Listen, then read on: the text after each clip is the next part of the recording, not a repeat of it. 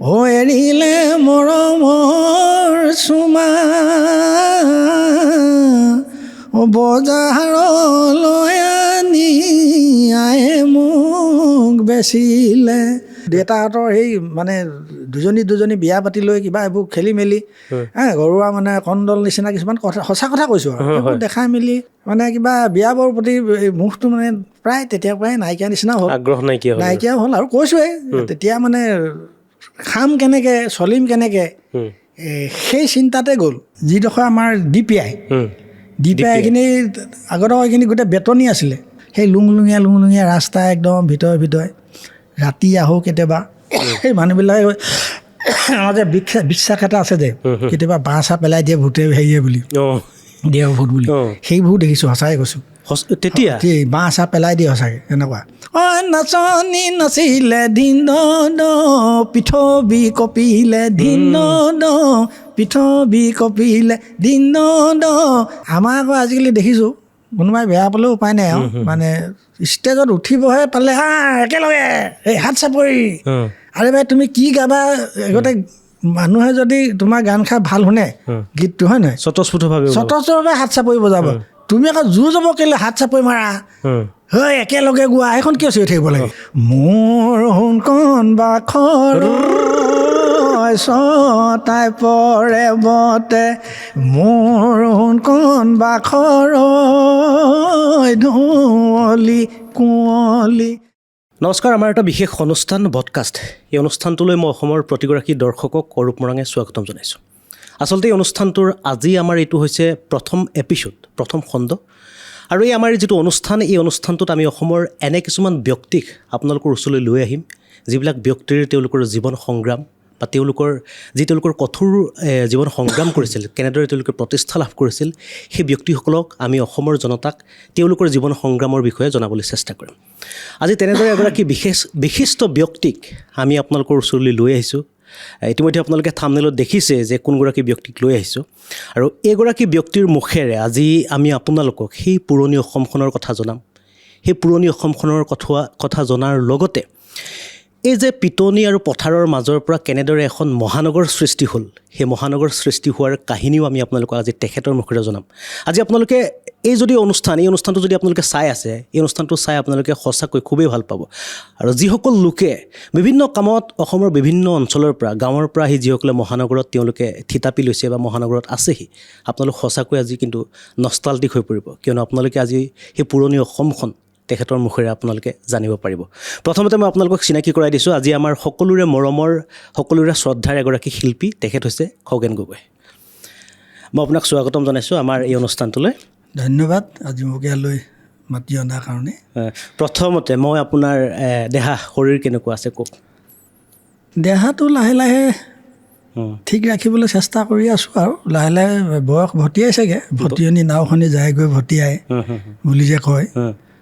গতিকে তথাপিতো জীয়াই থাকিবলৈ মন যায় বা সমাজৰ লগত, সমাজখনৰ কাৰুকাৰ্যবিলাক চাবলৈ মন যায়, সংগীত জগতখন চাবলৈ মন যায়, অন্যান্য কাম কাজবিলাকো চাই থাকিবলৈ মন যায়। সেইবোৰ আশা লৈ এনেই জীয়াই আছোঁ আৰু। নিশ্চয়। এতিয়া মই আপোনাক এটা কথা সুধিব বিচাৰিছোঁ যে আমি সকলোৱে জানো, আমি সকলোৱে চিনি পালোঁ খগেন গগৈ কোন। খগেন গগৈ এগৰাকী প্ৰতিষ্ঠিত জনপ্ৰিয় এগৰাকী লোকশিল্পী। সেই খগেন গগৈ নামটো আজি অসমে জনাৰ আগতে সেই পুৰণি খগেন গগৈ কাহিনীটো জানিব বিচাৰিছোঁ। সেই গাঁৱৰ পৰা কেনেদৰে, কিমান কষ্ট কৰি, কিমান ষ্ট্ৰাগল কৰি, এটা মানে সংগ্ৰামী বাট অতিক্ৰম কৰি আজি কেনেদৰে এগৰাকী শিল্পী হ'লহি, সেই কাহিনী মই জানিম। প্ৰথমৰ পৰা আজি প্ৰথমৰ কাহিনীখিনি জানো। শিল্পী মই নহয়, মই শিল্পী বুলি নাভাবোঁ। এনেই মই আমাৰ গাঁৱত যে কয় এই গান গোৱা ল'ৰা বুলি, এই আমুকৰ পুতেকে বৰ ভাল গান গায়ো বুলি, তেনেকুৱা ধৰণৰ কথা আৰু। তাৰপিছত সেনেকৈ ধৰণে গাঁৱত গীত মাত গাই থকা মানুহ। মোৰ ঘৰ হ'ল আমাৰ অবিভক্ত শিৱসাগৰ জিলা, যিখন শিৱসাগৰ জিলা আছিলে, য'ত 3টা মহকুমা আছিলে, যোৰহাট, গোলাঘাট, শিৱসাগৰ। 3টা মহকুমা লগ লাগি শিৱসাগৰ জিলাখন হৈছিলে। আমি যেতিয়া LP স্কুলত পঢ়িছিলোঁ বা আমি যেতিয়া MV স্কুলত পঢ়ালৈকে আমি সেই 3টা মহকুমাৰ কথাহে পঢ়িছিলোঁ। গোলাঘাট, যোৰহাট আৰু শিৱসাগৰ মহকুমা, 3টা মহকুমা লগ লাগি শিৱসাগৰ জিলা।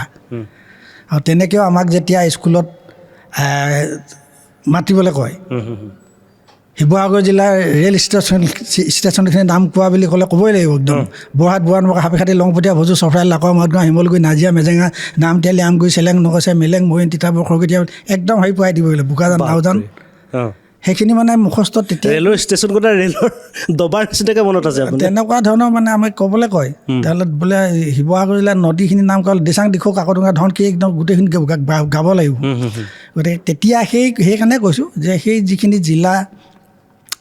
জিলাখনৰ মহকুমা 3টা সেই গোটেইখিনিতে তাত মিলিহে এইগিলা ৰেলৱে ষ্টেচন আৰু যিবিলাক নদী আমি তেনেকৈ পঢ়িছিলোঁ গতিকে তাৰ বহুত পাছত শিৱসাগৰ জিলাৰ পৰা গোলাঘাট জিলা হ'ল শিৱসাগৰ জিলাৰ পৰা যোৰহাট জিলা হ'ল তাৰপিছত বিশাল জিলা আছিল শিৱসাগৰ জিলা তাৰপিছত হ'ল আৰু সেই আমি পঢ়োঁতে শিৱসাগৰ মহকুমাহে মানে শিৱসাগৰ জিলা নামটো শিৱসাগৰ জিলা কিন্তু জিলাখনৰ সদৰ ঠাই যোৰহাট কিন্তু আমি শিৱসাগৰ মহকুমাৰ আমি পঢ়োঁতে আৰু যিবিলাক আমি চাৰ্টিফিকেট উলিয়াইছিলোঁ তেতিয়া permanent resident certificate OBC certificate এইবিলাক সদায় আমি শিৱসাগৰ মহকুমা হিচাপেহে উলিয়াবলগীয়া হৈছিলে আৰু মই মেট্ৰিক পাছ কৰিছিলোঁ 1975 চনত লংপতীয়া হাইস্কুল বুলি কয় চৰাইদেউ এতিয়া চৰাইদেউ মহকুমা নহয় এতিয়া চৰাইদেউ জিলাই হ'লগৈ শিৱসাগৰৰ পৰা চৰাইদেউ জিলাই হ'লগৈ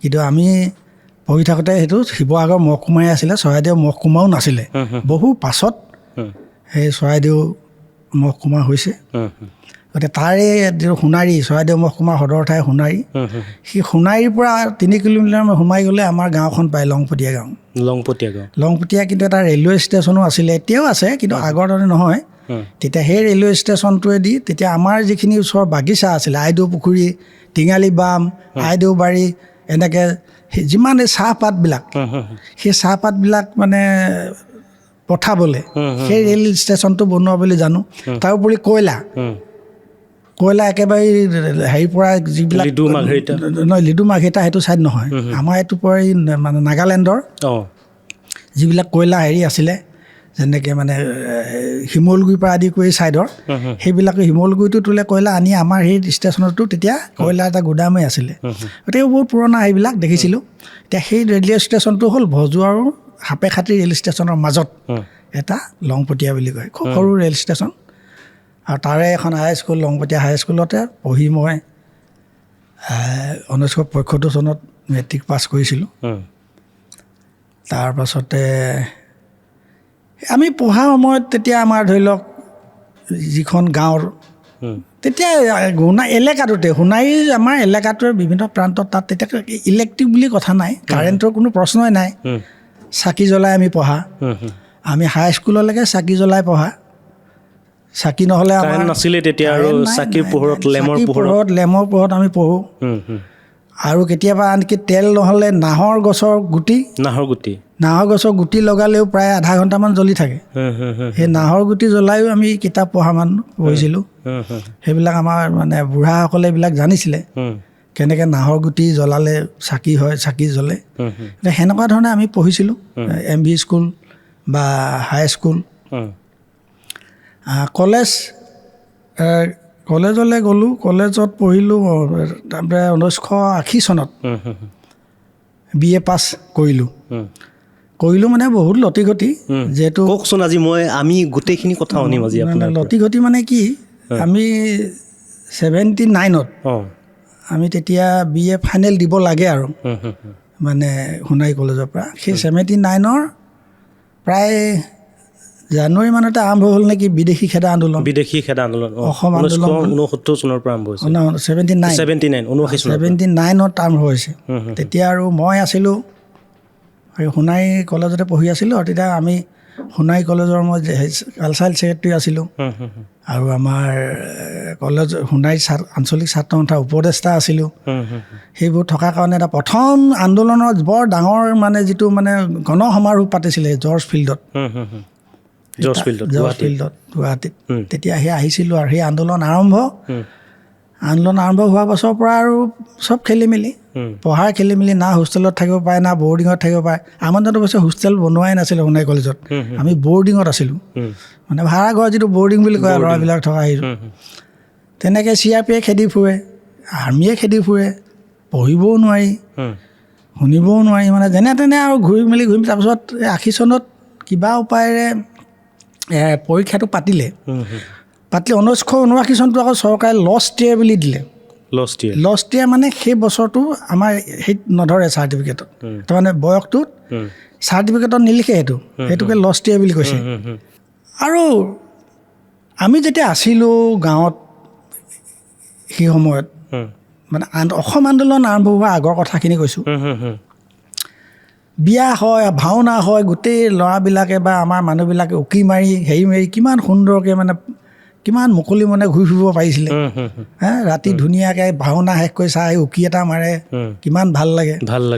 বা আমাৰ যেতিয়া খেতিপথাৰ শেষ হয়, মানে ভাদমহীয়া আহিনমহীয়া যেতিয়া মানে ধুনীয়াকৈ ধানৰ মানে সেউজীয়া হয় পথাৰখন, তেতিয়া আমাৰ সেই ৰাস্তাৰ যিটো ডাঙৰ ৰাস্তা ধৰি লওক মানুহ অহা যোৱা, তাতে বহি আমাৰ ল'ৰাবিলাকে বাঁহী বিন লৈ আহে গৰমৰ দিনত, তাতে বহি বজাই মেলি ধুনীয়া ফূৰ্তি তামাচা কৰি থাকে। সংগীতো হয় ন, সেইবিলাক দিন কথা কৈছোঁ, পৰিৱেশ। সেই পৰিৱেশবিলাক ইমান ভাল পৰিৱেশত আমি ডাঙৰ হৈছিলোঁ। কোনো হাই কাজিয়া নাই, কোনো আন্দোলন নাই, কোনো খেদা খেদি নাই, মুকলিকৈ উকি এটা মাৰিব পৰা হৈছিলে। কিন্তু যেতিয়াই আন্দোলন আৰম্ভ হ'ল তেতিয়াৰ পৰা পৰিৱেশবিলাক ইমান বেয়া হৈ গ'ল, মুকলিকৈ উকি এটাও মাৰিব নোৱাৰা হ'ল মানুহে, নহয় জানো? ৰাতি 11মান বজালৈকে ক'তো যাবও নোৱাৰা হ'ল, পুলিচ মিলিটেৰী থাকেই ৰাস্তাত, সকলোফালে মানে খেলি মেলি। তেতিয়ালৈকে কাৰফিউ নহয় বাৰু। তাৰ পাছতে আকৌ যেতিয়াৰ পৰা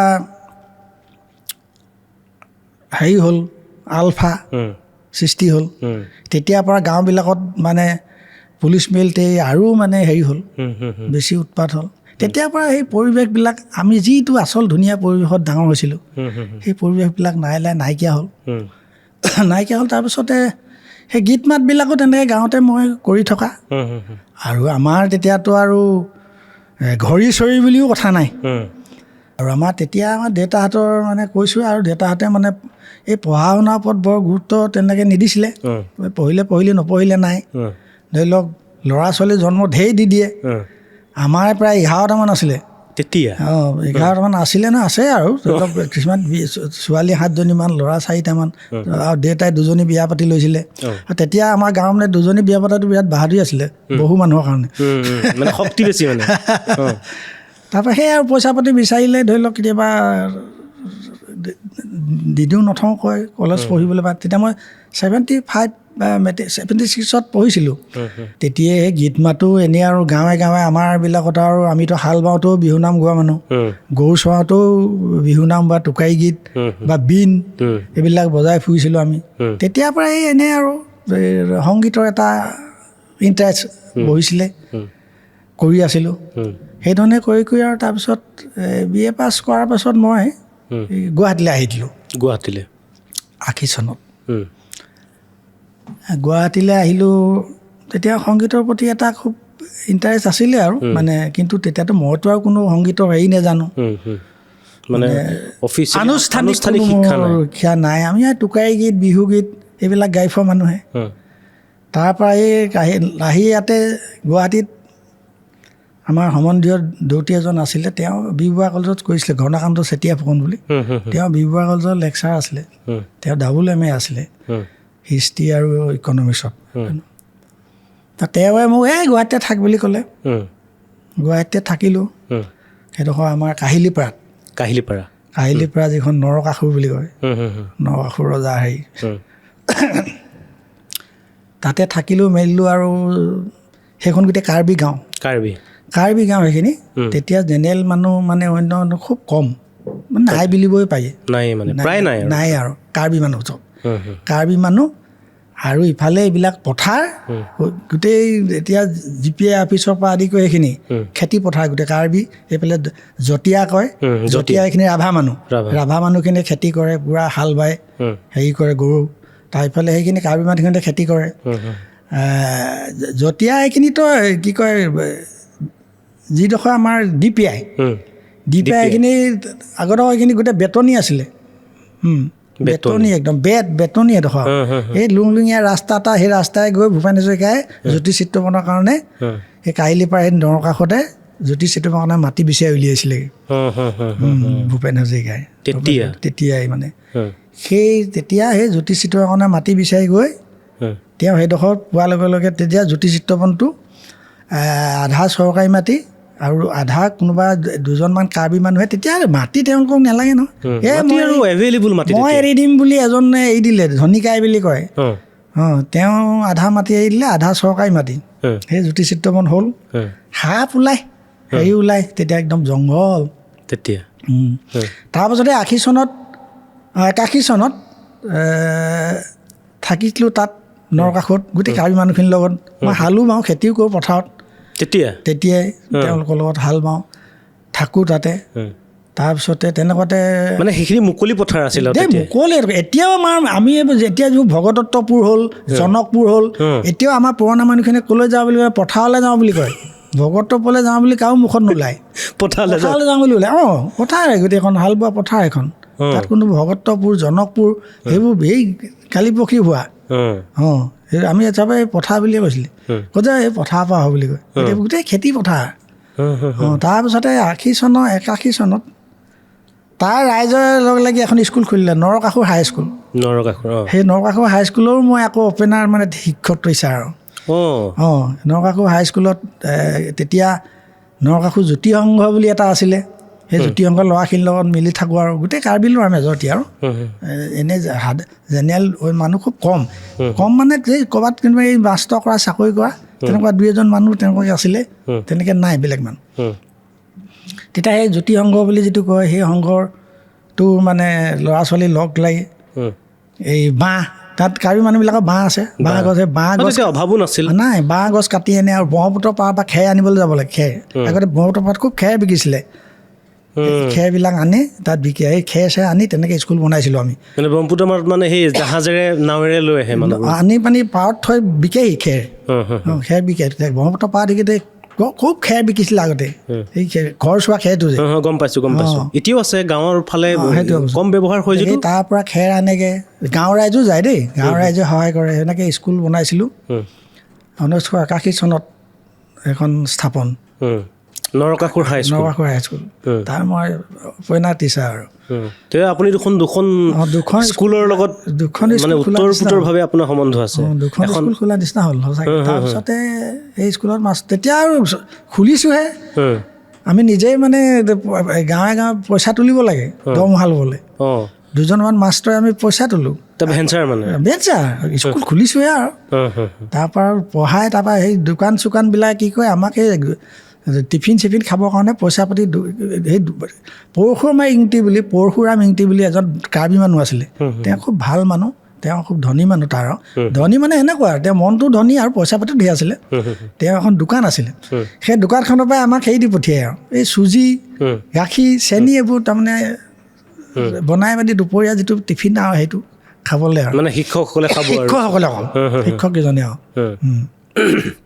গতিকে সেইধৰণে তেওঁ খুব এজন ভাল মানুহ আছিলে তেওঁ বহুত সেই হাবি জংঘল মানে গৈ নৰকাষৰ পৰা গৈ তেওঁ এই গুৱাহাটী ক্লাবত যিখন কামৰূপ একাডেমি তাত তেওঁ চাইকেল মাৰি স্কুল পঢ়া মানুহ তেওঁৱে তাত মানে সেনেকুৱা মানে তেওঁ সেইকাৰণে তেওঁ অলপ শিক্ষাও আছিলে তাৰপৰা গোপাল বড়ো স্কুল যিখন এতিয়া গোপাল বড়ো স্কুলখন তেওঁৱে মানে প্ৰতিষ্ঠা কৰিছে ছেক্ৰেটেৰী হৈ প্ৰথম আনকি দিছপুৰ যিটো ডাকঘৰ খুলিছিলে তেওঁ প্ৰথম পোষ্টমাষ্টাৰো আছিলে সেইজন তেনেকুৱা মানুহ তাৰমানে তেওঁৱে মানে কি ক'লে মোক তেওঁ থৈ দিয়ে মই তেওঁৰ ঘৰতে মানে ভাড়া নিচিনাকৈ আছিলোঁ ভাড়াও নহয় এই আমাৰ যিটো দৌতি বুলি ক'লোঁ যে ঘনকান্ত চেতিয়া ফুকন তেওঁ মোক তাত থাকিবলৈ দিলে এই বুঢ়াই ক'লে মোক ইয়াতে থাকক ল'ৰাটো তাৰপিছত পইচা পাতিৰ কথা নাই তেওঁ দোকানৰ পৰাই মোক চাউল পাত দিয়ে খাওঁ তাৰপৰা তই কি পাছ বুলি সুধিলে মই বোলো মই BA পাছ কৰি আহিছোঁ তেনে আমাৰ স্কুল খুলিব লাগে স্কুল সোমোৱাই দিলে মোক বুঢ়াটোৱে তেওঁৱে ছেক্ৰেটেৰী তেনেধৰণে সেই স্কুল খুলি আৰু তাতে থাকিলোঁ এই পইচা চইচা তুলি নিজে দৰমহা লওঁ নিজে আৰু খোৱা বোৱা সেই দোকানে তেওঁলোকে দিয়ে এনেকৈ ৰাইজে দিয়ে বহুত মানে এইবোৰ আমি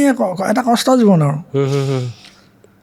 এনেকৈ তাতে ল'ৰাবিলাকৰ লগত বিহু চিহু মাৰি আৰু সেনেকৈ পাৰ কৰিছিলোঁ আৰু তাৰ হেৰিটো তেতিয়া মানে এই মহানগৰৰ বা তেনেকুৱা ধৰণৰ কোনো চিন্তা চৰ্চা নাছিলেই মানে মহানগৰ বুলি গুৱাহাটী আমি তেতিয়া 79 মানত কৈছোঁ নহয় 70-80 এনেকুৱাত গুৱাহাটী মহানগৰ কোনো প্ৰশ্নই নাই এইটো এটা তেতিয়াতো এইপিনে বাছ চাছ নচলে ধৰি লওক গণেশগুৰিৰ পৰা এইফালে এইডোখৰ আৰু সেই যিটো পাৱাৰ হাউচ তুমি দেখিছা নাই নাজানো দেখিছোঁ পাৱাৰ হাউচৰ পৰা এইফালে সেইখিনি লুংলুঙীয়া এটা ৰাস্তা আছিলে সেই ৰাস্তাটোৰে গৈ সেই লখৰা চখৰা এইবিলাক খোজকাঢ়ি যাব লাগে এই দক্ষিণ গাঁৱৰ পাৱাৰ হাউচ এনেকুৱা সেইটো দক্ষিণ গাঁও এনেকৈ লুংলুঙীয়া এনে ৰাস্তা আছিলে গৰু ৰাস্তা আমাৰ যে মানে হেৰি বুলি কয় গু বাট কয় সেনেকুৱা এটা ৰাস্তা মই তেতিয়া সেই যিজন গাঁওবুঢ়া এজন আছিলে ভালিয়াম তেৰণ বুলি তেওঁ মোক লৈ ফুৰে ব'ল বোপাই তই মোৰ লগতে ঘূৰ বুলি অঁ তাত তেনেকুৱা সেই ঘূৰা কাহিনীও এটা আছে এই তিথিত মানে ইলেকশ্যন হ'ল ইলেকশ্যনটো সদৌ অসম ছাত্ৰ সন্থাইতো অবৈধ ঘোষণা কৰিছে ইলেকশ্যন হিতেশ্বৰ শইকীয়া আছিলে তেতিয়া গোটেই চাৰ্জটো চৰকাৰে গাঁওবুঢ়াক দিলে গাঁওবুঢ়াই মোক লৈ ফুৰে গোটেই গাঁওবিলাকৰ ভোটাৰ লিষ্ট হেৰি কৰিবলৈ কিবা কৰিবলৈ ভয়ো লাগে ছাত্ৰ সন্থাৰ ল'ৰাবিলাকে খেদে আৰু তেতিয়া সেই সময়টো খুব একদম জটিল সময় অসম আন্দোলন চলি মানে সেইবোৰ জেগা মই ঘূৰিছিলোঁ সেই লুংলুঙীয়া ৰাস্তা একদম ভিতৰে ৰাতি আহোঁ কেতিয়াবা সেই মানুহবিলাকে আমাৰ যে বিশ্বাস এটা আছে যে কেতিয়াবা বাঁহ চাহ পেলাই দিয়ে ভূতে হেৰিয়ে বুলি দিয়ে ভূত বুলি সেইবোৰ দেখিছোঁ সঁচাকৈ কৈছোঁ তেতিয়া বাঁহ চাহ পেলাই দিয়ে সঁচাকৈ এনেকুৱা কাৰণ সেই বুঢ়াবিলাকে এই কাৰ্বিবিলাকৰ এটা কথা আছে তেওঁলোকৰ তন্ত্ৰ মন্ত্ৰও জানে তেওঁলোকে বাচি আহিবও জানে সেইবোৰ একদম বিশ্বাস কথা মানে মই নিজে দেখিছে আপুনি নিজে দেখা গতিকে তেনেধৰণে মই এই গুৱাহাটীত বহু হেৰি পাৰ কৰিলোঁ তেতিয়ালৈকে আপোনাৰ সংগীত জীৱন আৰম্ভ হৈছে সংগীত জীৱন মানে কি আগতে গাঁৱত যিটো কৰিছিলোঁ আৰু তাৰপৰা ইয়াত আৰু তেনেকুৱা সংগীত মানে কি যেতিয়া বিহু চিহু আহিলে ল'ৰাবিলাকৰ লগত মাৰোঁ আৰু তাতে লাহে লাহে কি হ'ল এই DPI অফিচ চফিচ হোৱাৰ পৰা বিভিন্নজন মানুহে তাত ঘৰ চৰ ল'লে তাতে বিভিন্ন মানুহৰ মানে এই ল'ৰা ছোৱালীও হেৰি হ'ল আৰু তেনেকৈ মানে 9ত পঢ়া 10ত পঢ়া তেনেকুৱা ল'ৰা ছোৱালীবিলাক আৰু তেওঁবিলাকৰ লগতে বিহু চিহু মাৰোঁ বিহু দল এটা গঠন কৰি আপুনি গঠন কৰিছে বিহু মাৰিব লাগে বুলি কওঁ সেইভাগে মাৰিও চোতালে সেই গাঁৱৰ চোতালতে তাতে তেতিয়া এই পদূলিয়ে গাঁৱৰ চোতালৰ বিহু মৰা চিষ্টেমো মই কৰিছিলোঁ ইয়াত স্কুলৰ কাৰণে স্কুলৰ সাহায্যৰ কাৰণে স্কুলখন যিখন পাতিছিলে সেই স্কুলৰ সাহায্যৰ কাৰণে গোটেই এলেকাবিলাকত বিহু মাৰোঁ আৰু চব সেই এতিয়া পাৱাৰ হাউচৰ কোৱাৰ্টাৰ ক'ৰবাত তেনেকৈ মানুহৰ ঘৰ কথা পাতি লওঁ যে আমি বিহু মাৰিবলৈ যাম দেই স্কুলৰ সাহায্যাৰ্থে সেনেকৈও বিহু মাৰিছিলোঁ মই ইয়াত সেনেকৈ কৰি পইচা গোটাইছিলোঁ স্কুলৰ কাৰণে গতিকে সেইবিলাক কৰিয়ে থাকোঁতে আৰু লাহেকৈ এই বিহু চিহু পাতে ইয়াত গণেশগুৰি চাৰিআলিত এখন বৰ ডাঙৰ ভাল বিহু পাতে তেতিয়া ডাঙৰ মানে পাতে আৰু ইয়াত গণেশগুৰি ফিল্ডখনত তেতিয়া গণেশগুৰি ইয়াত দিছপুৰ কলেজ চলেজ হোৱা নাছিলে দিছপুৰ কলেজ বহুত পাছত হৈছে এইখিনি গণেশগুৰি সেই ফিল্ডখন বিৰাট ডাঙৰ ফিল্ড আছিলে সেইখন গোপালপুৰ ফিল্ড বুলিয়ে কয় কলেজৰ ফিল্ডখন যিখন এতিয়া কলেজ আছে যে এনেও বাৰু ফিল্ডখন এতিয়াও গোপালপুৰ ফিল্ড বুলিয়ে কয় তেতিয়া কলেজ নাছিলে এখন তেতিয়া দিছপুৰ কলেজখন খুলিছিলে ইয়াত নাইট কলেজ হিচাপে গোপালপুৰতে পঢ়াইছিলে নাইট কলেজ গধূলি ক্লাছ হয় মানে এই গোপালপুৰতে হৈছিলে তেতিয়া সেইখন দিছপুৰ কলেজ তেতিয়া তাত বনোৱা নাই তেতিয়া এখন ডাঙৰ ফিল্ড আৰু তাত বিহু পাতে থিয়েটাৰ আহে খুব আগতে থিয়েটাৰবিলাক আনে সাহায্যাৰ্থে ধৰি লওক এনেকুৱাকৈ সেই তেনেকুৱা তাত এবাৰ মানে মই কিবা তেতিয়া ইয়াত আহোঁতে কছাৰী বস্তিৰ ল'ৰাবিলাকৰ লগত চাহ চিনাকি হ'লোঁ গণেশগুৰি এই গণেশগুৰি কছাৰী চাহ চিনাকি হওঁতে আৰু হেৰি তেতিয়া বিহু চিহুবিলাক ইমান হেৰি নহয়তো আৰু মানে ইয়াত আৰু বিহু মই দেখোঁ তেতিয়া যে বহাগৰ 1, 2, 3ত যে বিহু পাতে গুৱাহাটীত মইতো নাজানো আমি আৰু বিহু তেতিয়া মেলা যেতিয়া আমাৰ 7 দিনৰ পাছতহে গাঁৱৰ ফালে পাতে আমাৰ এইফালে ইয়াত আৰু 1, 2, 3 যে বিহু হয় আৰু সেইকাৰণে উজনি অসমত তেতিয়া দেখিছোঁ মই গোটেই বিহু পৰিয়াল আহি দিয়ে কম্পিটিশ্যন কৰিব গোটেই উজনি অসমৰ প্ৰায় বিহু দলবিলাক ইয়ালৈ আহে কম্পিটিশ্যনটো তাৰপিছতে গম পাইছোঁ ইয়াত 1, 2, 3 তাৰিখে বিহু শেষ হয় তাৰমানে গুৱাহাটীত মানে 3 দিনীয়াতে পাতি শেষ আৰু ইয়াত সেইকেইদিনতে বিহু আৰু এই তেতিয়া সিহঁতি ক'লে বিহু দল এটা আছে নেকি বোলে ষ্টেজ অপেনিং কৰি দিব পাৰিবি নেকি বিহু মাৰি এই কছাৰী বস্তি ল'ৰা কেইটা মানে বোলে পাৰিম দে বুলি ক'লোঁ মই আৰু তেতিয়া অকণমান এই পানী দুনিটো বেছিকৈ খাই আছিলোঁ খাই থাকোঁ তেতিয়া মানে এইবিলাক বেয়া অভ্যাস আছিলে হয় পাৰিম বুলি কৈ দিওঁ আহি বিহু মাৰি দিলোঁ মই মানে ঢোল বজাইছোঁ মানে আৰু এজন লৈছিলোঁ যদু গগৈ বুলি এজন মানুহ আছিলে ইয়াতে স্পৰ্টছ অফিচাৰ তেওঁক ক'লোঁ বলক সি পেপাৰো বজায় মানুহ আমি 2টা ছোৱালী কেইজন মানে মই অকলে গাই চব চেছ কৰি পেলালোঁ হুঁচৰিৰ পৰা একেবাৰে শেষলৈকে হৈ গ'ল বিহু অপেনিং তেতিয়া সেই তাত যেতিয়া বিহু কম্পিটিশ্যনত জাৰ্জ কৰা মানুহ এজন আছিলে তেওঁ মানে আনন্দ মোহন ভাগৱতী তেখেত আছিলে cultural affairs director cultural affairs য'ত ৰবীন্দ্ৰ তাৰ ডেপুটি ডাইৰেক্টৰ আছিলে।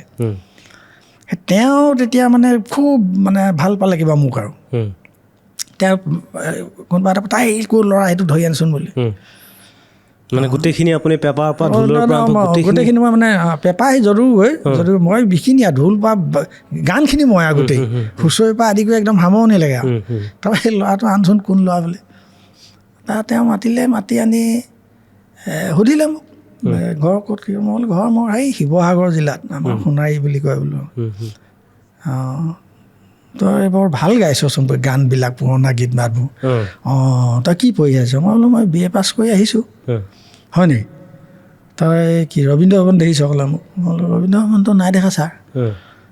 যে তই সুধি পেলি যাবি ৰবীন্দ্ৰ ভৱনলৈ গৈ আৰু তেতিয়া সেইটো 83 মানৰ কথা দেই, সেইটো 83 মানৰ কথা। এই 2 বছৰ মই মাষ্টৰ কৰিয়ে থাকিলোঁ, তাতে হেৰি কৰি থাকিলোঁ।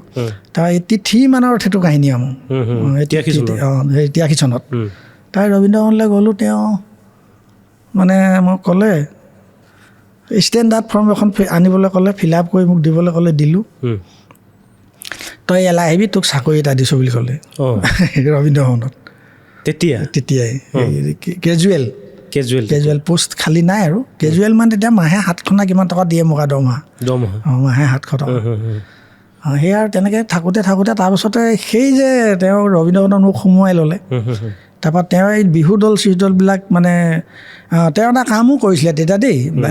অসমৰ প্ৰথম বিহু কৰ্মশালা তেওঁৰ সৃষ্টি কৰা ৰবীন্দ্ৰ ভৱনৰ ছাদত 83 মানে 83 চনত তেওঁ এটা হেৰি দিলে, এডভাৰটাইজ দিলে অল অসমত যে আমি বিহু দল এটা গঠন কৰিম সদৌ অসম হৈ অসমৰ ল'ৰা ছোৱালী ক'ত ডেৰ ল'ৰা ছোৱালী আহিলে বিহু মানে কৰ্মশালা শিকিবলৈ একদম ডিব্ৰুগড়ৰ পৰা যোৰহাটৰ পৰা একদম শিৱসাগৰৰ পৰা য'ৰ পৰা আহি পেলাই ধুবুৰী চুবুৰী আহি গ'ল আৰু তেতিয়া বিহু কৰ্মশালা কৰিলোঁ আমি। মোক দিলে আমাৰ দিলীপ ফুকন বুলি এজন আছিলে, তাৰ জয়া দুৱৰা বুলি আছিলে, তেওঁ জেনেৰেল মেনেজাৰ ঘৈণীয়েক আছিলে জয়া দুৱৰা বাইদেউ। তেওঁ লখিমপুৰৰ পানীগাঁৱৰ জয়া দুৱৰা বাইদেউ। তেওঁ চাকৰি কৰিছিলে পাব্লিচিটিত। তাৰপৰা তেওঁ বিয়া হৈছিলে এই অইল ইণ্ডিয়াৰ এই ৰিফাইনেৰী জেনেৰেল মেনেজাৰ বসন্ত দুৱৰা বুলি এজনৰ। এই বাইদেউ মাতো আহে। এতিয়া আমি এমাহমান বিহু কৰ্মশালা কৰিলোঁ, কৰি তাত এটা বিহু দল গঠন কৰিলে ছাৰে। সেই বিহু দলটো লৈ তেতিয়া কৈছে যা মানে সেই ভাৰতবৰ্ষৰ বিভিন্ন জেগালৈ যে মাতে প্ৰথম দিল্লীলৈ পঠাইছে আৰু মানে অসমৰ পৰা বিহু দল আমি সেই দিল্লীলৈ লৈ গৈ সেই বিহু চিহু মাৰি তাৰপৰা সেই দল ভাগিলে বাৰু। তাৰপৰা সেনেকৈ মই এই লাইনটোত মানে কালচাৰ লাইনটোত ছাৰে মোক সোমোৱাই দিলে। তাৰপৰা ইজনকৈ মানুহ চিনাকি হ'ল হৈ আৰু তেতিয়া খুব মানে বৰ বিহু চিহুবিলাকত এইফালে ইমান গুৰুত্ব নাছিলে, উজনিৰ ফালেহে বিহু বুলি ক'লে তেতিয়া ইয়াত মোক লগাই দিলে বিভিন্নজন মানুহক ছাৰে। সেনেকৈ তাৰপিছত বিভিন্ন দল গঠন হ'ল আমাৰ ইফালৰ পৰা অহা মানুহলৈ। জনতা দল বুলি এটা হ'ল, পাটকাই বুলি এটা খুলিলে বিপুল চেতিয়া ফুকনে, ময়ো এটা ধৰি লওক এনেকুৱা এটা দল আছিলে আমাৰো স্বৰগম বুলি। এইধৰণে আমাৰ বিহু দল কিছুমান হ'ল ইয়াত। আৰু সেইধৰণে থাকোঁতে আৰু ইয়াত বিহুবিলাকতো হেৰি মাৰিব ল'লোঁ। তাৰপৰা এটা চিনাকি হ'ল মানুহবিলাকৰ হৈ এনেকৈ গুৱাহাটীত মই সংগীত জগতখনত সোমালোঁ মানে কালচাৰেল দিশটোত। তেতিয়াৰ পৰা মানে এইটো কিমান চনৰ কথা? সেইটো মই কৈছোঁ 85 চনমানৰ পৰা এইটো আৰম্ভ হৈছে। মানে 83ত মই সোমাইছোঁ নহয় ৰবীন্দ্ৰ ভৱনত, কৰ্মশালা হৈছে হেৰি হৈছে এনেকৈ আৰু সেইবোৰ কৰোঁতে মেলোঁতে মানে 2 বছৰমান গৈছে। তাৰ 85 চনৰ মানৰ পৰা এই বিহু চিহু দলবিলাকৰ লগত হেৰি হৈছে আৰু তেতিয়া মানে গুৱাহাটীলৈ মানে বিহুৰ মানে এটা মানে ঢৌ এটা আহিছে আৰু চৰ্চা এটা আহিছে আৰু আগতে আহে যদিও গুৱাহাটীত সেনেকুৱাকৈ দল চলবিলাক বৰ নাছিলে। তেতিয়াহে মানে দলবিলাক লাহে লাহে গঠন হৈছে। আমি ইটোকে লগ খালোঁ, খাই এনেকৈ ইজনে গঠন কৰিব লাগে, ভাগ হৈ গঠন কৰে। আমাৰ জনতা দল বুলি এটা আছিলে, দিলীপ গগৈ বুলি এজন আছিলে, ঢুকালে তেওঁ শিৱসাগৰ ফালৰ মানুহ, তেখেতো মেডিকেলৰ কাম কৰিছিলে। তেনেকৈ আমাৰ নীল বৰা বুলি, নীল দত্ত, এনেকৈ ভাল বিহু আৰু দিলীপ ফুকন বুলি আছিলে এজন। এনেকৈ চবে লগ খাই এনেকৈ বিভিন্ন ধৰণৰ হেৰি কৰি এই বিহু দলবিলাকে গঠন কৰি বিহুটো অলপ মানে ভাল পৰ্যায়লৈ লাহে লাহে যাবলৈ ল'লে আৰু তাৰপিছত এই কৰিঅ'গ্ৰাফ সেইবিলাক পাছত আহিছে আৰু এনেকুৱা ধৰণৰ। আপুনি বিহুৰ কথা কৈ আছে, গোটেইখিনি বিহুৰ কথা, এই বিহু কথাখিনি পাঠ্যক্ৰমতে মই মানে আমাৰ দৰ্শকসকলক বা ময়ো নিজেও শুনিবলৈ খুব মানে উদগ্ৰীৱ হৈ আছোঁ। এটা একদম পুৰণি যদি বিহু এটা আমি যদি তেতিয়া সেই বিহু মাৰিবলৈ যেতিয়া মানে স্বৰ্গদেৱে মানে অৰ্ডাৰ দিয়ে যে অসমৰ বিভিন্ন প্ৰান্তৰ পৰা বিহু দলবিলাক আহিব লাগে, ৰংঘৰ বাকত বিহু মাৰিব লাগে। তেতিয়াতো আৰু দেচোন ট্ৰেইন নাই, বাছ নাই, সেই সময়ত নাৱেদি পাৰ হৈ যি যাব পাৰে, সেয়েহে আৰু নাৱেতো মেইন বস্তু। আনকি সেই মোগলৰ লগত যুদ্ধ কৰোঁতেও সেই নাৱে মেইন আছিলে। তেনেকেই পাৰ হৈ আহে চব নদ নদী আমাৰ সৈন্যবিলাকে সেই গড়গাঁও শিৱসাগৰৰ পৰা, ৰংপুৰৰ পৰা। তেতিয়া সেই সময়ত এইবিলাক ৰংপুৰ ৰঙে পুৰ দেহি গড়গাঁও কিমান দূৰ। বিহু দলবিলাকে তেনেকৈ গাই গৈ ৰংপুৰ পায়গৈ। তাৰমানে নহ'লে কি কৰিব, খোজকাঢ়িতে ভাগৰে মেলিলে। সেইকাৰণে এই হুঁচৰিবিলাক এনেকেই সৃষ্টি। হা, আচলতে সেইটো কাৰণে এইবিলাক মানে এতিয়া বিহু নাম হৈ থাকিল, যিবিলাক আমাৰ লোক সংস্কৃতি বা লোক বিহু নাম বা বিহু গীত বুলি আগতে বিহু গীত বুলিও কৈছিলে। ধৰি লওক মানে বুঢ়াসকলেও তেতিয়া গাইছিলে, ছাগল চালাবৰে ডবোৱা কোটাৰী পহুছে লাবৰে মিত, ঐ গাঁৱৰ বুঢ়া মেথাও দাই নধৰিব, গাই যাওঁ বতৰৰ গীত। সেই গীত বুলিও কৈছিলে। কিন্তু নামৰ এটা কথা আছে। নাম মানে সমজুৱাভাৱে যিবিলাক গোৱা হয় সেইখিনি নাম। যেনেকৈ আই নাম, ধাই নাম, বিহু নাম, বিয়া নাম, এইবিলাক সমজুৱাভাৱে গোৱা যায়, সেইখিনি নামত পৰে। কিন্তু এনেই অকলে এটা আধুনিক গীত বোলে কাউৰীয়া লোকগীত, গোৱালপীয়া লোকগীত, এই যে অকলশৰে যিবিলাক গীত গায় সেইখিনি অকলশৰে গোৱাখিনিকে গীতত ধৰিলে মানে গীত আৰু সমাজকে গোৱাখিনিয়ে হ'ল আমাৰ নাম। মোৰ আজি এটা কনচেপ্ট ক্লিয়াৰ হ'ল আপোনাৰ পৰা গীত আৰু নামৰ ক্ষেত্ৰত। সেইটোৱে কথা, অন্য হেৰি নহয়। কিন্তু গীত বুলিও ক'ব পাৰি। এতিয়া যিখিনি পাছৰ যিবিলাক এতিয়া বিহু গীত লিখিবলৈ ল'লে বিভিন্নজনে, বিমান বৰুৱাই হওক বা মানস ৰবীনে হওক, তেওঁলোকে যিবিলাক পিছত অলপ আধুনিক সুৰলৈ লিখিলে, সেইখিনি বিহু গীতলৈ গ'ল। আৰু মই গাঁৱৰ পৰা আহোঁতেই মই টোকাৰী লৈ আহিছিলোঁ। সেই টোকাৰীখন এতিয়া সেই জুবিনৰ ওচৰতে আছে, সি লৈ গ'ল মোৰ পৰা, বনাই ল'লেগৈ। সেই টোকাৰীখন লৈ আহিছিলোঁ কেলৈ, যেতিয়া উজনি অসমত টোকাৰী গীতৰ প্ৰচলন আছিলে যদিও নামনি অসমত নাই। তেতিয়া নামনি অসমত টোকাৰী গীত নাই। কেতিয়াবা ডিব্ৰুগড় ৰেডিঅ' চেণ্টাৰৰ পৰা গুৱাহাটী ৰেডিঅ'ই আনি বজাইছিলে। তেতিয়া সেই ডিব্ৰুগড়ত আমাৰ উমাকান্ত বৈৰাগী, জীউৰাম গগৈ, জীৱকান্ত ফুকন, এনেকৈ এখিনি মানে কলামণি সন্দিকৈ, এনেকুৱা এচাম লোকে তাত টোকাৰী গীত গাইছিলে তেতিয়া। তেতিয়া আমাৰ শুনাই, আমি সৰু আৰু তেওঁলোক বহুত চিনিয়ৰ মানুহ। তাৰপিছত মোৰ এই গাঁৱত আমাৰ টোকাৰী গীতৰ প্ৰচলনটো আছিলে কাৰণে মোৰ টোকাৰী গীতৰ প্ৰতি মোৰ এটা খুব ভাল ইণ্টাৰেষ্ট, মানে মোৰ ৰাপ এটা আছিলে। মই টোকাৰীখন সেইকাৰণে লৈ আহিছিলোঁ। আৰু যেতিয়া মই ইয়াত অনুষ্ঠান তাত মানে টোকাৰী গাই থাকোঁতে, অনুষ্ঠান তাত ক'ৰবাত গাইছিলোঁ কোনোবা মাতিলে, তেতিয়া সেই মোক মানে খগেন মহন্ত তেখেতে দেখা পাই মোক মাতি নিলে।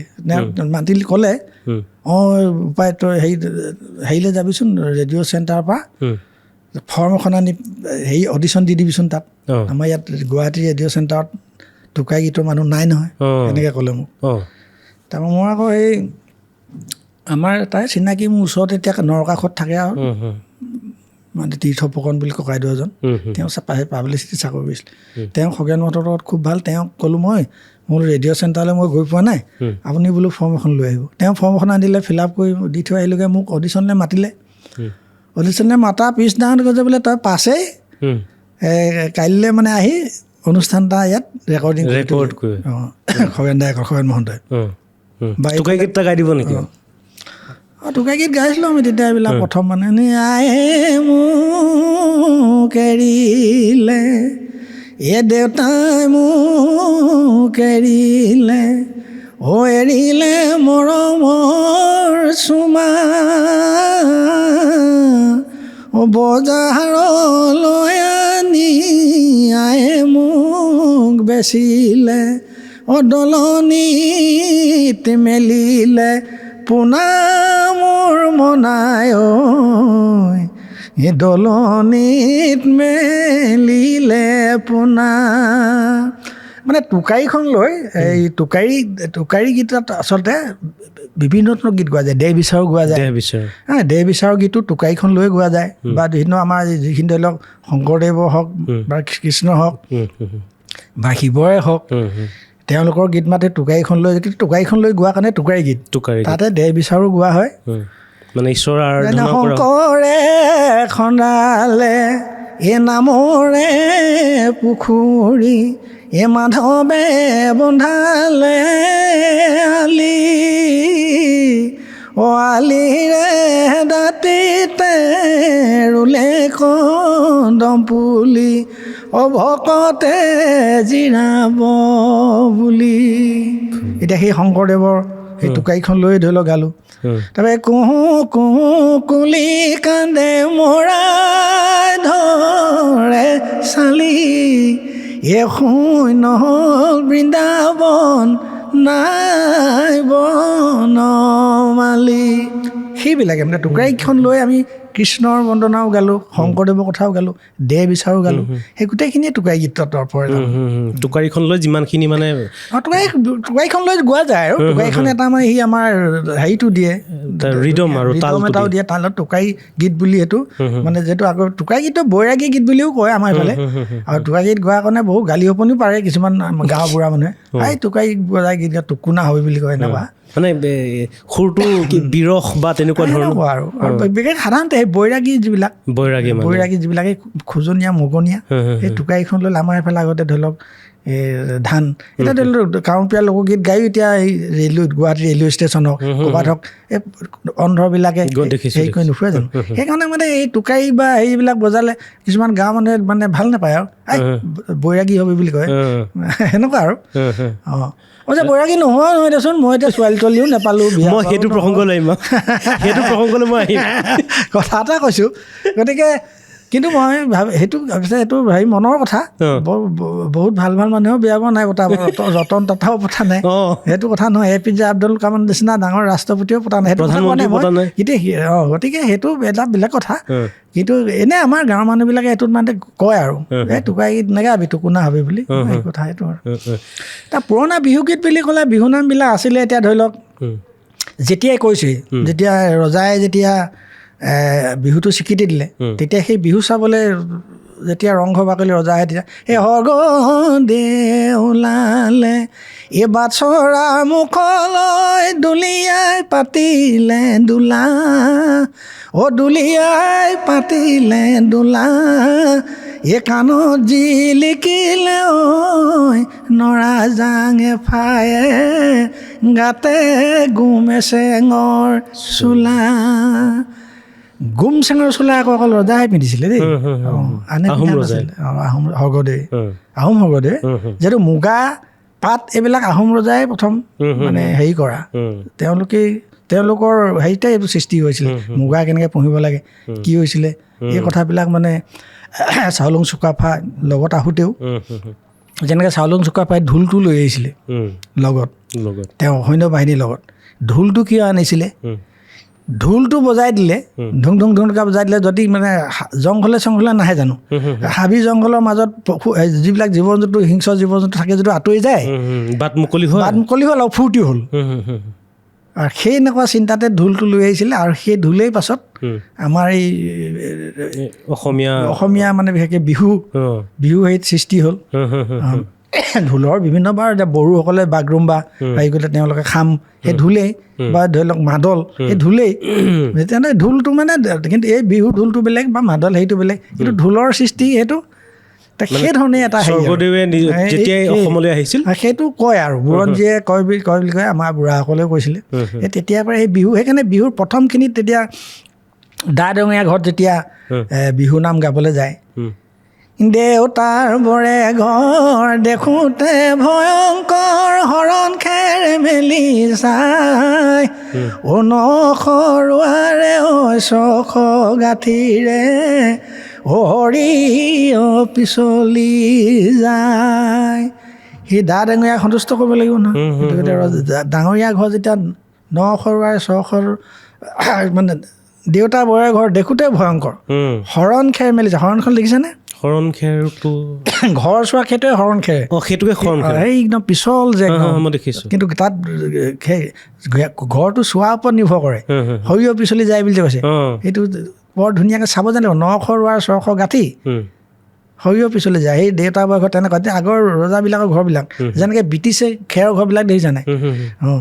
বা এতিয়া আমাৰ গাঁৱৰ মানুহবিলাকে যেতিয়া পুখুৰী খান্দে, পুখুৰী খন্দা ছিষ্টেম এটা আছিলে আমাৰ। এতিয়া ধৰি লওক শিৱসাগৰ পুখুৰী বা যিকোনো পুখুৰী খান্দোতে দেওধাই বাইলংবিলাকে এটা হেৰি চায়। আমাৰ গাঁৱত এতিয়া বুঢ়াবিলাকেও পুখুৰী খান্দিলে কি কয়, চাকি এগছ লয় হাতত, চাকি এগছ লৈ গোটেই বাৰীখনত এনেকৈ ঘূৰি ফুৰে।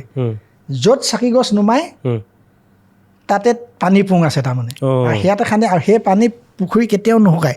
আমাৰ এতিয়া গাঁৱত পুৰণা পুখুৰী যিবিলাক আছে, যিমান খৰালি হ'লেও সেই পানী নুশুকায়। সেইটো এটা মানে কি কাৰণে নাজানো, হয় চাগে এতিয়া আপুনি চাব দীঘলী পুখুৰী বা আপুনি জয়সাগৰ, শিৱসাগৰ পুখুৰীবিলাক কিন্তু এতিয়াও যেনেকৈ সেই আজি 200 বছৰ 500 বছৰ আগত যেনেদৰে তেওঁলোকে আছিল তেনেদৰে আজি পানীৰ লেভেলটো আছে তেনেদৰে। আৰু শিৱসাগৰত আছে টেঙা পুখুৰী। টেঙা পুখুৰী একেবাৰে খৰালি যিমান পানী থাকিব বাৰিষাও সিমানে পানী থাকিব, তাক কোনো মানে হেৰফেৰ নহয়। আচৰিত কথা।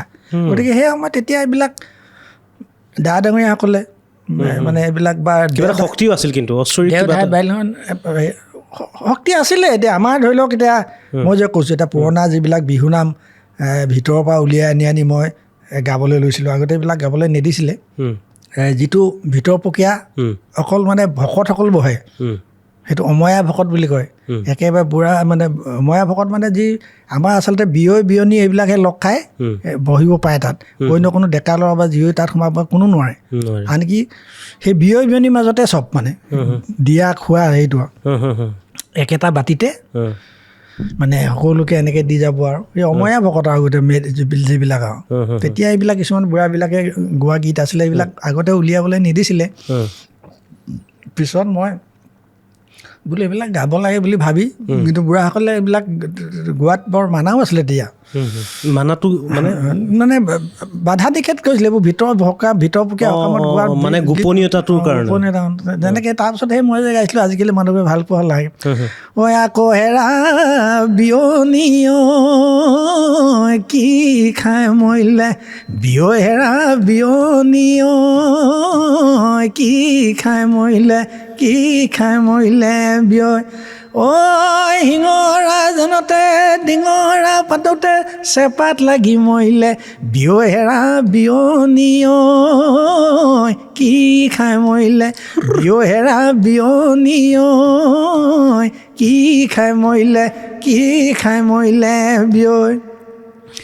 মোৰ সোণকণ বাখৰ ছটাই পৰে বতে, মোৰ সোণকণ বাখৰ ধুঁৱলি কুঁৱলি, মোৰ সোণকণ বাখৰ কোনে ভাতে ৰান্ধি, কোনে ভাতে ৰান্ধি খায়।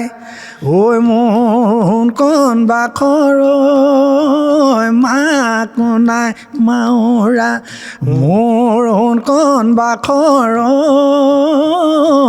তিৰি নাই বৰলা, মোৰ সোণকণ বাখৰ হাতী ধৰিবলৈ, হাতী ধৰিবলৈ যায়। উমনি কুকুৰাই ঘুমনি ধৰিলে, পথাৰৰ বৰা ধান খাই হেৰা বিয়নী কি খাই মৰিলে, হেৰা বিয়নী কি খাই মৰিলে, কি খাই মৰিলে বিয়। কুকুৰা ঠেঙেৰে মঙল চাই আহিছোঁ, কুকুৰা ঠেঙেৰে মঙল চাই আহিছোঁ, বিয়নীক আনিব পাই হেৰা বিয়নী কি খাই মৰিলে, কি খাই মৰিলে বিয়। এইবিলাক সেই ভিতৰ প্ৰক্ৰিয়া সকামবিলাকত বিয়নীবিলাকে ধেমালি চুপতি কৰি গোৱা গীত দেই। এইবিলাক তেনেকৈ হেৰি নাছিলে। এই গীতটোতো আমি সকলোৱে শুনিছোঁ, কিন্তু আজি মই গম পালোঁ ইয়াৰ কাহিনীটো, যে গীতটো সেই তাৰ যিটো আপুনি ক'লে যে পূজা ভাগৰ কথা, তাৰ পৰা আনিছে। যিটো আমাৰ ভিতৰ প্ৰক্ৰিয়া সকাম বুলি কয়, সেই ভিতৰ প্ৰক্ৰিয়া সকামত বিয়নীসকলে মানে জোকোৱা জোকৰি কৰি সেই একেটা বাতিতে ইজনে তাতে এইবিলাক ধেমালি চুপতি, তেওঁলোকৰ ধেমালি চুপতি কৰি গোৱা গীতহে একেবাৰে ভিতৰ প্ৰক্ৰিয়া যিটো কয়। সেইধৰণে এই গীতবিলাক আছিলে যে মই কিবা কিবি কৰি এনেই আৰু উলিয়াই আনিলোঁ মাজ হেৰিতে। আৰু সেই তেনেকৈ আপুনি গীত লোকসংগীতক এতিয়া এই গীতবিলাক গোৱা এটা কথাও আছে। এতিয়া শুদ্ধকৈ গাবলৈ যদি অসমীয়া ভাষাটো শুদ্ধ হ'লে কি খাই মৰিলে বিয় হয় নহয়, কিন্তু যদি কি খাই মৰিলে বুলি ক'লে শুনিবলৈ শুৱলি নহয়। কি খাই মৰিলে এই যে গাঁৱৰ যিটো চাউণ্ড, গাঁৱলীয়া মানুহৰ চাউণ্ডটো।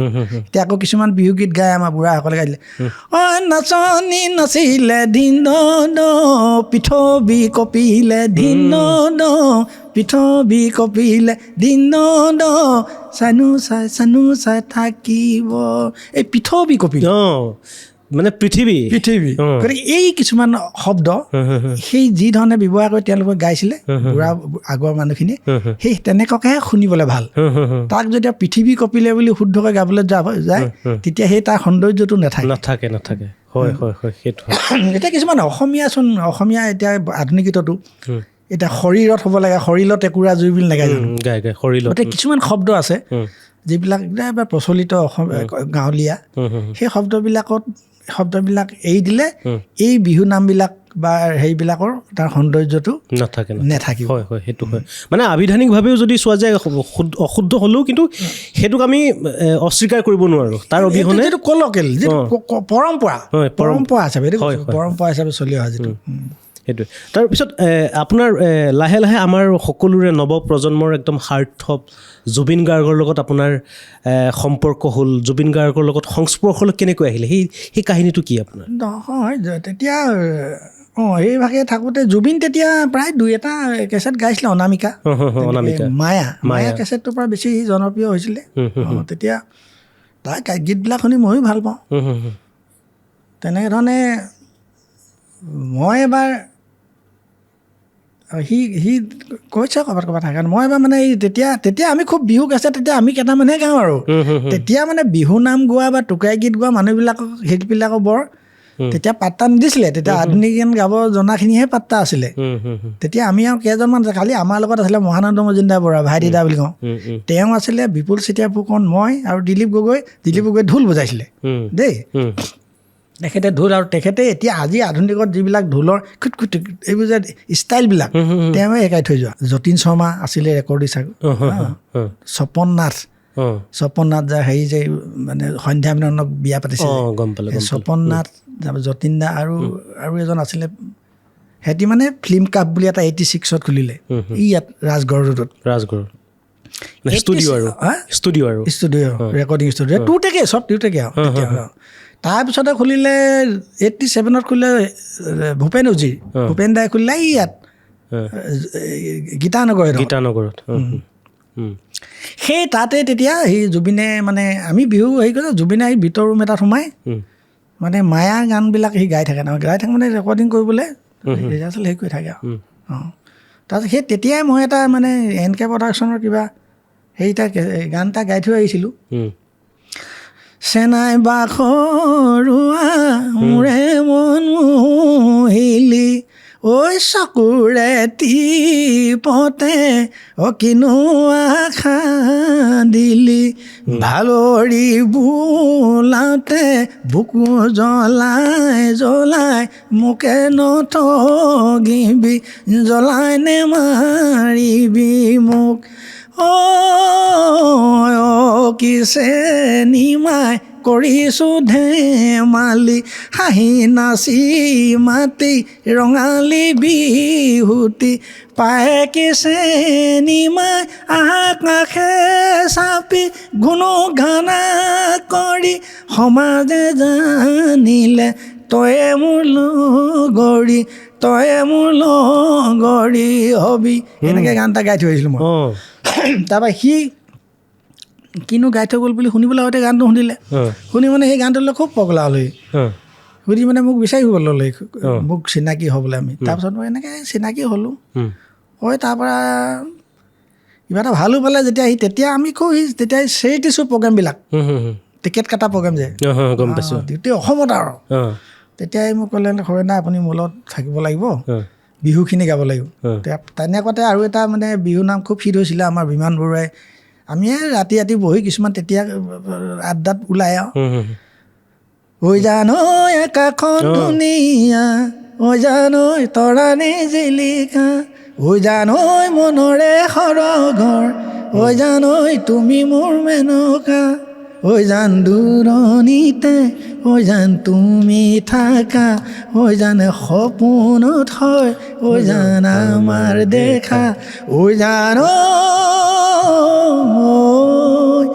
এই গানটো ওলাইছিলে তেতিয়া আৰু মানে আমি ষ্টেজত এই মানে আধুনিকতাৰ পিছত বিহু সামৰা সময়ত বিহুখিনি গাব লাগে মই গাঁও তালত এই জানো আকাশখন ধুনীয়া গাবই লাগিব তেতিয়া য'তেই হ'লোঁ মানে অঁ সেইটো আপুনিয়ে গাব লাগিব আৰু অঁ নাই মই আৰু জুবিন দুটাই গাওঁ তাৰ মই বিভিন্ন বিহুৰ নাম মই গাওঁ গাই এইটো কিন্তু আমি দুটাই গাবই লাগিব লগত তেনেকুৱা হৈছিলে মানে গানটো জুবিনেই গাইছিলে খুব জনপ্ৰিয় গানটো এতিয়া সেইধৰণে তেতিয়া আমি তাৰ লগত প্ৰায় 33 প্ৰগ্ৰেমো কৰিলোঁ এনেকৈ বিহু প্ৰগ্ৰেমৰ সৈতে 20 বছৰমান গালোঁ তাৰ লগত একেৰাহে 20 বছৰমান গালে 20 বছৰ গালোঁ তালৰ গান পুৰা মানে টিকেট লগোৱাৰ পৰা আদি কৰি 33 আমাৰ 4-5 বছৰমান খুব মানে গোটেই অসমত একদম বাকী নাই আৰু শদিয়াৰ পৰা ধুবুৰীলৈকে আৰু চবতে তেতিয়া আৰু মানে তেতিয়া পবিত্ৰ মাখিয়ে এইবিলাক মেনেজ কৰি ফুৰিছিলে সেই মেনেজাৰ আছিলে এইবিলাক ভালো লাগিছিলে আৰু আমাৰ বিহুটোৰ প্ৰতি মানুহৰ যি ইণ্টাৰেষ্ট আৰু তেতিয়া সেই সময়ত মানুহবিলাকে খুব আন্তৰিকতাৰে মানে কাম কৰিছিল মানে আন্তৰিকতাই কাম কৰিছিলে তেতিয়া মানে ইমান হেৰি নাছিলে মানুহবিলাকৰ মাজত মানে আমাৰ যি হ'ল বিহুৱাই হওক ঢুলীয়াই হওক এটা খুব ভাল আন্তৰিকতা আছিলে আৰু মানে সংস্কৃতিটোক মানে হৃদয়ত মানে হেৰি কৰি লৈছিলে আৰু সেই নিচিনা নহয় আগতে যিবিলাক আমাৰ ষ্টেজত বিহু ফাংচনেই হওক বা কিবাই হওক যিবিলাক আমাৰ শিল্পীসকলে গাইছিলে ৰিদীপ দত্ত বা চাৰু গোহাঁই হওক বা আমাৰ জে পি দাই হওক কি সুন্দৰকৈ ষ্টেজত উঠাই ল'লে হাৰমনিয়ামখন লৈ বা আমাৰ স্বনামধন্য ভূপেন হাজৰিকাদেৱে হওক তেওঁলোকেতো কাকো চিঞৰি এই নাচিব লাগে এই হাত চাপৰি মাৰিব লাগে বুলি চিঞৰি ফুৰিছিলে জানো নাই এইটো স্বতঃস্ফূৰ্তভাৱে মানুহে হাত চাপৰি মাৰে আৰু স্বতঃস্ফূৰ্তভাৱে মানুহে মানে মানুহে গান শুনিবলৈ যায়তো আমাৰ আকৌ আজিকালি দেখিছোঁ কোনোবাই বেয়া পালেও উপায় নাই আৰু মানে ষ্টেজত উঠিবহে পালে একেলগে এই হাত চাপৰি আৰে ভাই তুমি কি গাবা আগতে মানুহে যদি তোমাৰ গান খাই ভাল শুনে গীতটো হয় নহয় স্বতঃস্ফূৰ্তভাৱে হাত চাপৰি বজাব তুমি আকৌ জোৰ যাব কেলে হাত চাপৰি মাৰা একেলগে গোৱা সেইখন কিয় চিঞৰি থাকিব লাগে সহযোগ কৰা আৰু ভাই তুমি যদি ভালদৰে গোৱা এনেই হাত চাপৰি মাৰিব গতিকে আজিকালি গায়কবিলাকৰ মেজৰিটি গায়কবিলাকৰ কি ধং হ'ল সেইটো নাজানো এলাইন নেগাই হাত চাপৰি মাৰিবই লাগে আৰে তুমি কি গান গাবা তাত ঠিকেই নাই আকৌ হাত চাপৰি কেনেকৈ মাৰিব হয় নহয় সেইটো হয় গতিকে এইবিলাক এতিয়া আজিকালি যিটো মানে মঞ্চত যিটো উপস্থাপন কৰা ধংটো একদম পচন্দ নহয় আৰু এটা কথা আজি সময়ত মানে কি হৈছে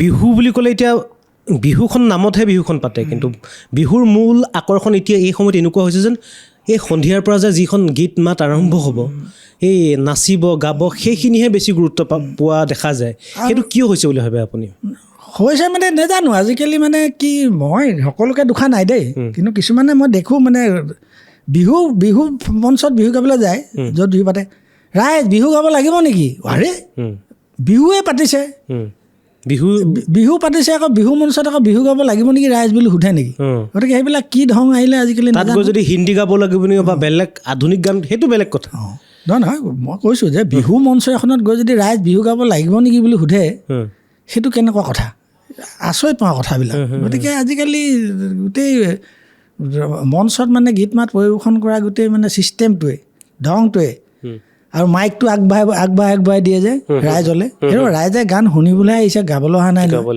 আৰু হাত চাপৰ মাৰিব লাগে উকিয়াব লাগে আৰু মাক জীয়েকে যদি আহি বিহু চাবলৈ আহে কি তেওঁলোকে একেলগে নাচিব নেকি মাকে জীয়েকে তেওঁলোকে বিহু ফাংচনখন তেওঁলোকে উপভোগ কৰিব আহিছে চাব আহিছে তুমি গান গাই তেওঁলোকক দিয়া আনন্দ তেওঁলোকে আকৌ তোমাৰ লগত কেনেকৈ হাত চাপৰি বজাই নাচি থাকিব মাক জীয়েক যদি একেলগে আহিছে চাবলৈ আমি বিহু গালে মানুহে অট'মেটিক নাচেচোন নিজে স্বতঃস্ফূৰ্তভাৱে নাচে স্বতঃস্ফূৰ্তভাৱে লগত সহযোগ কৰে আমিতো চুই থাকিব নালাগে কথা এটা কৈছোঁ সেইটোৱে বিহু বস্তুটো তেনেকুৱাই বিহু হৈছে উৎসৱ আনন্দ সেইবিলাক লাহে লাহে এইবিলাক মানে যিবিলাক সলনি হৈ আহিছে ধংবিলাক সেইবিলাকে আমাৰ মানে সংস্কৃতিটোত ধৰি লওক অলপ খেলি মেলি কৰা যেনো লাগে তাৰমানে এতিয়া মানে বিভিন্ন মানে হুলস্থুল নিচিনা হৈছে বিহু এতিয়া আৰু বিহুৰ সংজ্ঞাটো এনেকুৱাহে হ'বলৈ হৈছেগৈ মানে মানে বিভিন্ন মানে হুলস্থুল হ'লেই হ'ল আৰু মানে বিহু আচল তাৰ যিটো গাম্ভীৰ্যটো নাইকিয়া হৈছে থাকিব নালাগে তাৰমানে বা নাইকিয়াও হৈছে গতিকে সেই মানে লাহে লাহে বাৰু মই আপোনাক মই এবাৰ আৰু এটা প্ৰশ্নলৈ আহিছোঁ।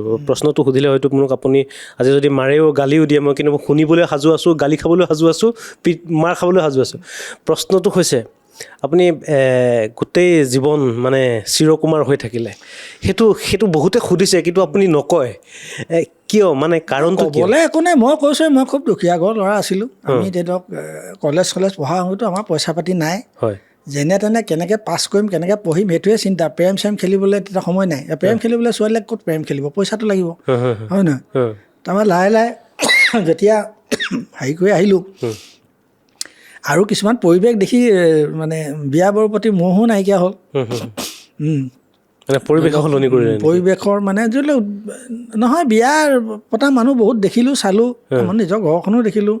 মোৰ মানে যিয়ে নহওক, মা দেউতা সদায় শ্ৰদ্ধা, কথা এটা কৈছোঁ, মাটো সদায় মায়ে আৰু, কিন্তু দেউতাহঁতৰ সেই মানে দুজনী বিয়া পাতি লৈ কিবা এইবোৰ খেলি মেলি, ঘৰুৱা মানে কণ্ডল নিচিনা কিছুমান কথা, সঁচা কথা কৈছোঁ আৰু সেইবোৰ দেখাই মেলি দেখিলোঁ মেলিলোঁ নিজ চকুৰে। এতিয়া তাৰপিছৰ পৰাই সেইবোৰ দেখি মেলি মানে কিবা বিয়াবোৰৰ প্ৰতি মুখটো মানে প্ৰায় তেতিয়াৰ পৰাই নাইকিয়া নিচিনা হ'ল, আগ্ৰহ নাইকিয়া হ'ল। আৰু কৈছোঁৱেই তেতিয়া মানে খাম কেনেকৈ, চলিম কেনেকৈ, সেই চিন্তাতে গ'ল। মানে বিয়া বাৰু আৰু প্ৰেম খেলিবলৈতো গুলিম আৰু চাৰি অনা পইচা এটা কলেজ পঢ়োঁতে যদি জেপত নাথাকে, কোন ছোৱালীৰ লগত প্ৰেম খেলিবা, হয় নহয়? গতিকে সেইধৰণে জীৱনটো পাৰ হৈ গ'ল আৰু অন্য একো নাই। হয় হয়। এতিয়া আপুনি নিজকে অকলশৰীয়া অনুভৱ কৰেনে এতিয়া? না, অকলে নকৰোঁ মই অনুভৱ। আছে মোৰ ঘৰত এতিয়া আমাৰ ভাই থাকে, বোৱাৰী থাকে, মই কেতিয়ানো অকলে অনুভৱ কৰিবলৈ নাই। মোৰ আগৰ পৰা মই বিভিন্ন ঠাইৰ ল'ৰা মোৰ লগত থাকেই, আৰু বিভিন্ন থাকেই মানে কি মই উলিয়াই আনিছোঁ মানে সংগীত জগতখনলৈ, সংগীতৰ য'ৰ ত'ৰ পৰা আনিছোঁ ধৰি লোৱা। আজি বহু ল'ৰাই এতিয়া ক'ব যে মই আনি ৰাখি মানে প্ৰায় শিল্পী বনাই দিছোঁ বহু ল'ৰা গাঁৱৰ ভিতৰৰ পৰা। তাৰপিছত মই অনুষ্ঠানটোৰ শেষলৈ যাম, কিন্তু অনুষ্ঠানটোৰ শেষ কৰাৰ আগত মই একদম গান এটা শুনিব মন গৈ আছে। আপোনাৰ একদম বিহুৱে গায় নে আপুনি টোকাৰী গীতে গায়? মানে কি আৰু এইবিলাক শুনিলোঁ, বহুতকেইটা শুনিলোঁ। আমাৰ সেইবিলাক এতিয়া গোটেই প্ৰথম যেতিয়া মই এটা 87ত এটা কেছেট কৰিছিলোঁ, সেইবোৰ গান তেতিয়া খুব শুনিব। ভনী ভনী বুলি মাতো মৰমতে, কিয় বেয়া পালা অকণমান কথাতে, হেৰা বুলি মাতিবা বহাগৰ পাছতে, চাহ জলপান দিবাগৈ পথাৰৰ মাজতে, ঐ ভনী ভনী বুলি মাতো মৰমতে, কিয় বেয়া পালা অকণমান কথাতে, ঐ হেৰা বুলি মাতিবা বহাগৰ পাছতে, চাহ জলপান দিবাগৈ পথাৰৰ মাজতে, ঐ মৰম লগাই লগাই ভনী ভনী বুলি মাতো মৰমতে, ঐ চেনে লগাই লগাই ভনী ভনী বুলি মাতো মৰমতে, ঐ কি গতি কৰিলা মোকে ভনী বুলি মাতো মৰমতে, ঐ কিয় বেয়া পালা অকণমান কথাতে, হেৰা বুলি মাতিবা বহাগৰ পাছতে, চাহ জলপান দিবাগৈ পথাৰৰ মাজতে।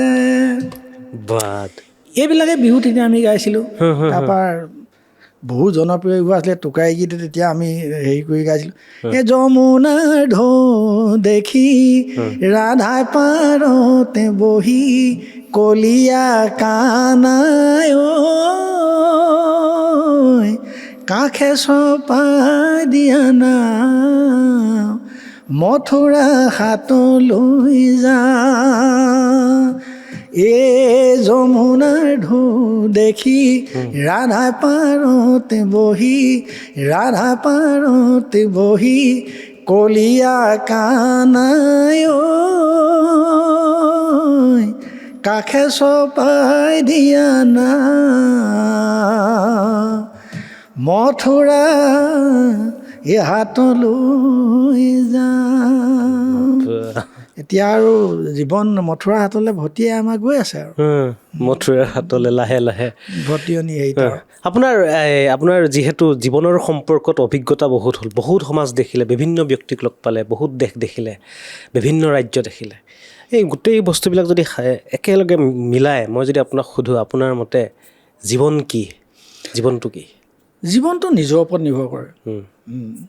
যদি মানুহে অকল ধৰি লওক কিছু লোক আছে অকল টকা পইচাতেই ব্যস্ত থাকে, হয় নহয়? কিছুৱে সমাজপ্ৰেমী মানে সমাজৰ কাম কৰিয়ে ভাল পায়, কিছুমানে অকল বদনাম বদনাম গাই ফুৰিয়ে ভাল পায়। গতিকে সমাজখন হ'ল বিভিন্ন ধৰণৰ মানে ঘাত প্ৰতিঘাতৰ হেৰি। গোটেই জীৱনটোক নিৰ্ভৰ কৰে নিজৰ ওপৰত। নিজেই তুমি যদি সুখী বুলি ভাবা সুখী, নিজেই যদি দুখী বুলি ভাবা দুখী। কেলৈ মানুহেতো ভালটো নকয়, বেয়াই বেছি কয়।